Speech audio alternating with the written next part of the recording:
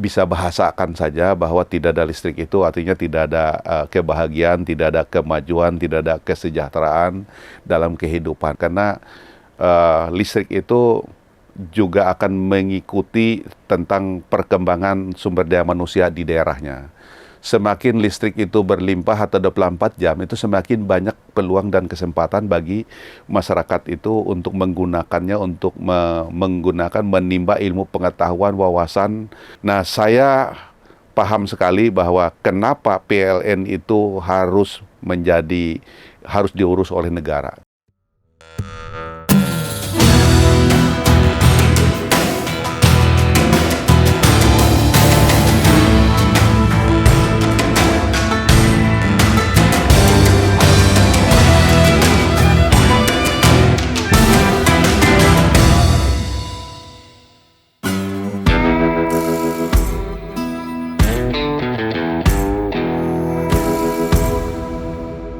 Saya duduk di Komisi 7. 7 itu membidangi energi, karena di situ pertambangan, perindustrian, kemudian saat ini Badan Riset Inovasi Nasional. Nah, jadi sampai saat ini.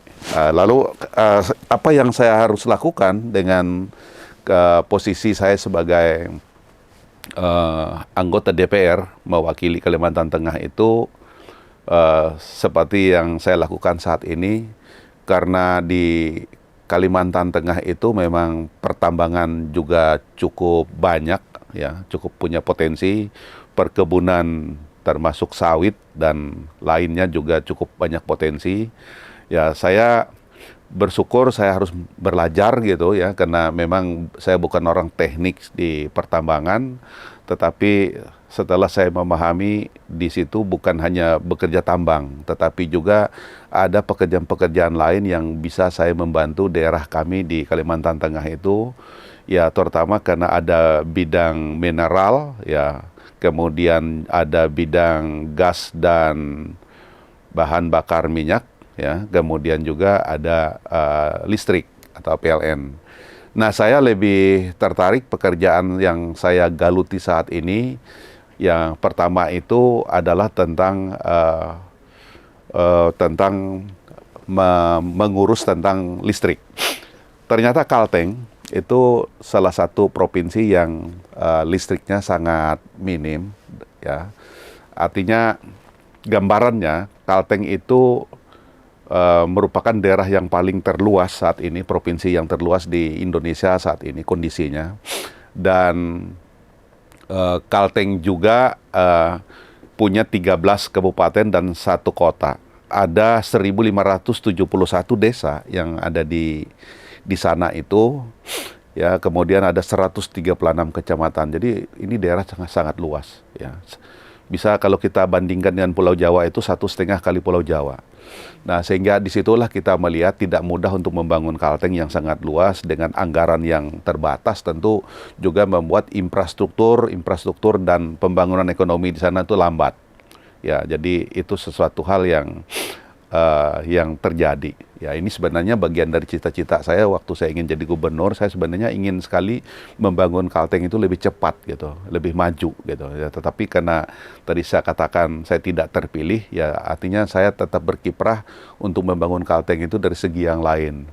Nah, di listrik itu, ya, atau mengurus listrik di Kalteng, setelah saya melihat contoh saja tahun ini dari 1.571 desa itu, ya, atau desa kelurahan itu ada 450 desa kelurahan yang PLN itu belum masuk, ya, PLN itu belum masuk, sehingga ini menjadi PR. Kita udah paham lah kalau tidak ada listrik, ya, masuk ke desa itu, tentu desa itu akan tertinggal, karena kehidupan ini kan full tergantung dengan listrik, apalagi saat ini zaman digital, apalagi saat pada pandemi yang lalu, ya, artinya orang bisa bekerja dari rumah atau belajar dari rumah itu tidak akan bisa terjadi di 450 desa itu, karena begitu kesulitan, tidak ada energi, tidak ada listrik tadi, gitu loh.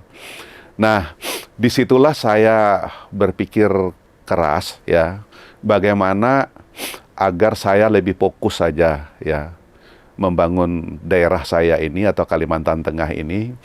kepada listrik. Nah, sehingga di situ saya mencoba terus mendata dan berjuang ya melalui Kementerian SDM ini, Dirjen Listrik ya. Kemudian saya bersama teman dari satu wilayah dari Kalteng. Kebetulan kami di Komisi 7 itu ada 3 orang.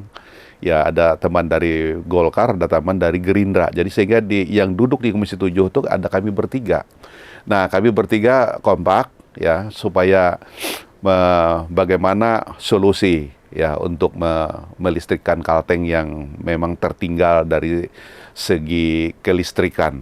Ya, kita bisa bahasakan saja bahwa tidak ada listrik itu artinya tidak ada kebahagiaan, tidak ada kemajuan, tidak ada kesejahteraan dalam kehidupan gitu. Baik dalam rumah tangga, ya baik dalam berbangsa dan bernegara. Sehingga kami bertiga mencoba untuk berkomunikasi dengan Pak Menteri ya, dan melalui Dirjen Listrik kami bisa sempat mengundang gubernur dan para bupati, wali kota, dan pimpinan DPR meminta agar pemerintah Provinsi Kabupaten Kota Kalteng itu untuk fokus membangun infrastruktur berupa jalan dan jembatan agar pembangunan listrik desa ini bisa segera masuk gitu.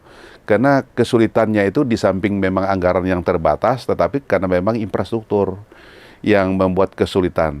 Nah, pada tahun 2022 itu, ya pertemuan itu menghasilkan satu kesepakatan agar pemerintah provinsi, kabupaten, kota, ya untuk bagaimana mempercepat pembangunan infrastruktur.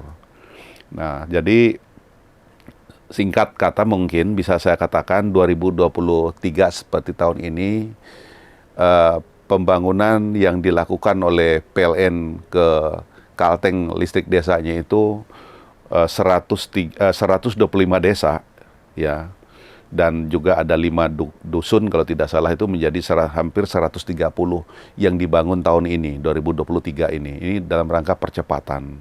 Anggarannya cukup besar, hampir 500, kurang lebih 500 miliar, dan saat ini sedang dibangun ya, sedang dibangun daerah ini, daerah Kalteng ini tentang kelistrikan ini gitu.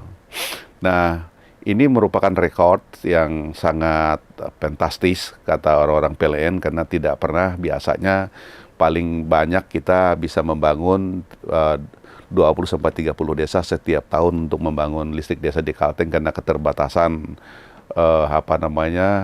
anggaran dan juga keterbatasan infrastruktur yang belum masuk gitu. Tetapi saat ini kondisi infrastruktur itu sudah cukup menunjang ya, sehingga inilah pembangunan yang dilakukan pada tahun 2023 ini. Ada 130 desa dan dusun dibangun, termasuk juga ibu kota kecamatan yang memang PLN belum masuk ya. Nah, sebagai gambaran lagi, harapannya tahun 2024 ke depan ya, melalui upaya-upaya yang kita lakukan ya, rencananya akan dibangun 165 desa lagi, dan itu memakan biaya yang cukup besar. Ya, mudah-mudahan ini tidak berubah sesuai dengan rencana dan anggarannya bisa tersedia oleh PLN ya, melalui penyertaan modal negara atau pinjaman lain mungkin yang menurut kami supaya percepatan pembangunan listrik desa itu membutuhkan anggaran kurang lebih 1,1 triliun tahun depan gitu. Ya, mudah-mudahan semuanya ini lancar kalau saya berbicara tentang listrik ya. Ya, sehingga ini merupakan terobosan karena ada banyak hal yang ketergantungan. Saya melihat daerah itu kalau PLN tidak masuk itu tidak akan cepat maju gitu. Saya melihat ada beberapa keluhan masyarakat juga, dan karena listrik itu juga akan mengikuti tentang perkembangan sumber daya manusia di daerahnya. Semakin listrik itu berlimpah atau 24 jam, itu semakin banyak peluang dan kesempatan bagi masyarakat itu untuk menggunakannya, untuk menimba ilmu pengetahuan, wawasan dari sana. Karena ada wifi, ada internet, ada macam-macam yang akan bisa mereka lakukan. Nah, memang ada keluhan dengan tidak ada atau kurangnya listrik itu membuat masyarakat di Kalimantan Tengah itu khususnya mereka-mereka yang berasal dari desa-desa yang belum berlistrik, apabila mereka mengikuti tes pegawai negeri, eh, TNI, Polri, umpamanya seperti itu juga, ya kemudian juga masuk apa yang paling mereka suka tuh kalau di pegawai negeri itu STPDN mungkin seperti itu. Ya itu sering kalah, ya sering tidak mendapat. Jadi yang mendapat itu justru dari orang-orang yang di luar dari Kalimantan Tengah, saudara-saudara kita dari Pulau Jawa umpamanya seperti itu. Nah tidak lain kalau kita melihat ya salah satunya pengaruh dari mereka sudah punya listrik yang 24 jam sehingga memudahkan akses mereka untuk menimba ilmu pengetahuan dan informasi-informasi penting yang mereka bisa dapatkan dari sana. Nah maka untuk itu saya melihat ya bahwa listrik ini sangat penting, harus dimiliki oleh daerah, oleh rumah tangga. Nah, saya paham sekali bahwa kenapa PLN itu harus diurus oleh negara. Karena listrik itu dia salah satu yang bisa dikatakan menguasai hajat hidup orang banyak. Dia sangat penting. Maka oleh karena itu PLN itu menjadi urusan negara.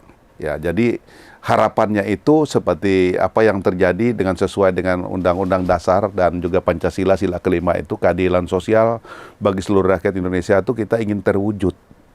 Ya bahwa semua orang, wilayah, masyarakat, rumah tangga harusnya punya listrik.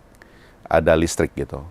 Kenapa? Karena Kalteng itu kalau kita berbicara tentang bahan baku atau bahan bakarnya, ya air cukup tersedia, angin cukup tersedia di sana, kemudian juga matahari juga cukup tersedia, dan batu bara juga. Karena Kalteng itu termasuk wilayah yang punya potensi yang cukup besar ya di dalam sampai saat ini daya listrik di Kalteng itu oversupply.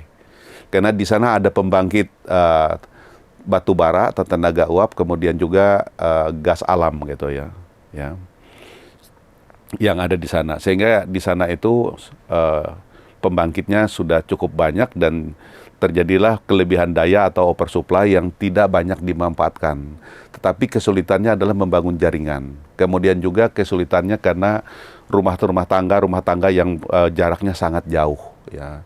Nah kendala lain selain anggaran yang sangat terbatas juga harapannya juga masyarakat juga membantu memberikan kepada PLN dalam rangka mereka menancap tiang, kemudian juga menarik kabel itu jangan sampai terganggu ya, terutama pohon-pohon, kemudian tanah yang harus mereka relakan untuk bisa dipinjamkan gitu, untuk mereka bisa untuk PLN itu bisa memasang semua jaringannya sampai jauh ke pedalaman gitu.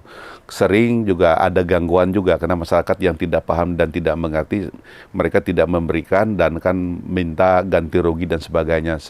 Nah, setahu kami apa yang disampaikan juga oleh PLN bahwa peraturannya tidak ada ganti rugi untuk tanah dan tanam tumbuh. Ya, kecuali kalau jaringan itu sutet yang besar gitu ya.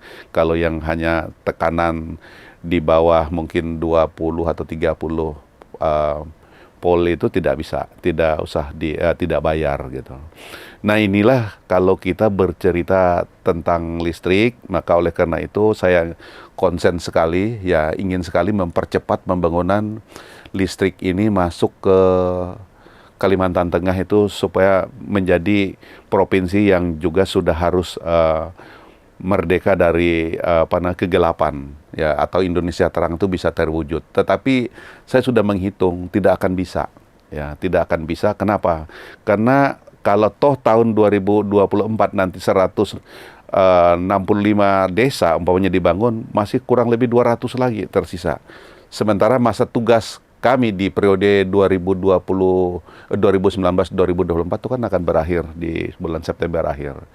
Ya, saya bersyukur juga ada kesempatan yang diberikan oleh partai ya untuk saya bisa mendaftar lagi, mencalonkan diri. Nah, jika ini nanti terjadi lagi, saya bisa dimandatkan kembali, diamanah kembali oleh masyarakat Kalteng, tentu saya memanfaatkan benar-benar ini kesempatannya untuk menyelesaikan agar menjadi Kalteng terang itu atau Indonesia terang itu bisa terwujud di wilayah, di daerah pemilihan saya. Itu menjadi harapan dan cita-cita saya.